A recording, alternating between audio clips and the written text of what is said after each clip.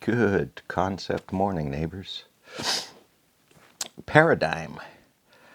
I'm going to put a copy of the wiki description down in the description box because it's kind of how I frame the word paradigm. Now, why does that one matter? Well, a paradigm actually is how a person or a group sees something. It's the lens through what they see things. In this context, in this example, and in this concept, this is a group think challenge. People that have been trained and educated within certain disciplines have very strong opinions about how you have to say things to be politically correct, which is true and valid. There's no argument about that. It depends on the audience that you're speaking with because of this concept called a paradigm, how you understand the world around you. In this case, the world around you is an engineering discipline or a science discipline. You have to be open to individuals' paradigms and how they perceive the world around them, how they were taught and trained. You can specifically go back in cases to the era they were trained in.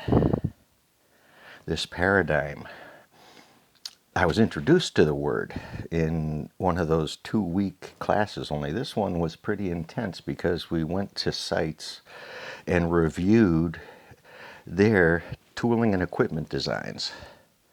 Now, these are tools that make hundreds of parts a minute on a production line. An operator might be, so you go through an analysis of the tool design, the tool run.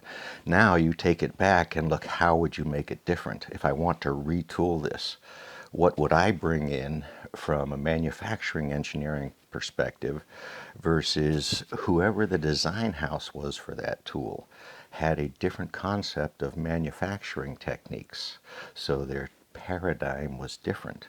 It can be as subtle as a 6-inch difference in table heights because of what nation this tooling and equipment goes into. It can be that subtle an item because a person repetitive picks something in the shelf.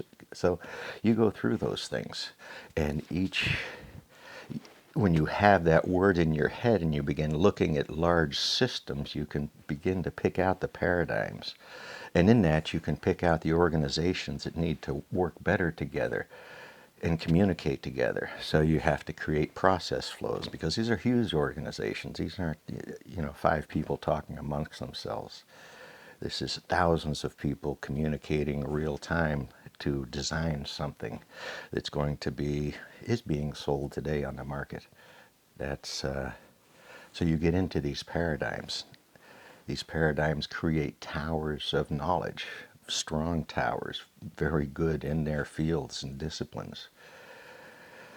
So yes, there's a lot going on out there. That concept paradigm is just one way of looking situational awareness, situational analysis.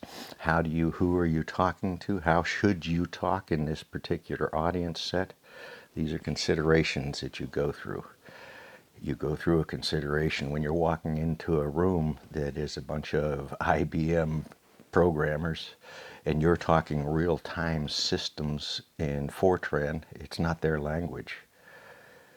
That was beginning conversations decades ago about integrating things, trying to get them to talk together in the same languages, the same systems, the same communications protocols and roles and layers. So